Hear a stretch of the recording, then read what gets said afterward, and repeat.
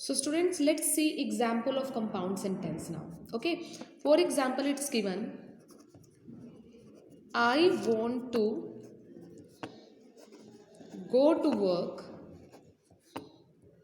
but there is comma only, not semicolon. Okay, comma, but I am tired. I want to go to work, but I am tired. Okay, so when we say I want to go to work, this is independent clause, it's completely independent, it makes a sense. And when we read this I am tired, then also sense is made. Okay, so there are two independent clauses. This is independent clause 1 and this is independent clause 2. Okay, and in short you can say there are two sentences.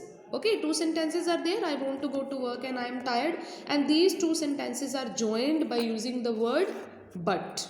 What is but here? It's a conjunction word. Moreover, comma is also put here. Okay, so two sentences are joined by using conjunction, so that kind of sentence is called a compound sentence. Okay, in simple way, what is compound? Actually, compound means mixture of something. Okay, so this is compound sentence which is mixture of two sentences, and it's not compulsory only two sentences will be there. There can be a combination of 2 or 3 sentences also that would be joined by using commas or conjunction and all. Okay, see one more example. Work hard or you shall fail. Okay, work hard, otherwise you will fail. Okay, when we read work hard, sense is clear.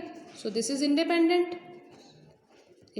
clause 1, or when we read you shall fail, there also sense is complete. This is also independent clause 2. And how these two sentences are joined? These are joined by using the word or, which is also a conjunction. Clear? So this is also example of a compound sentence.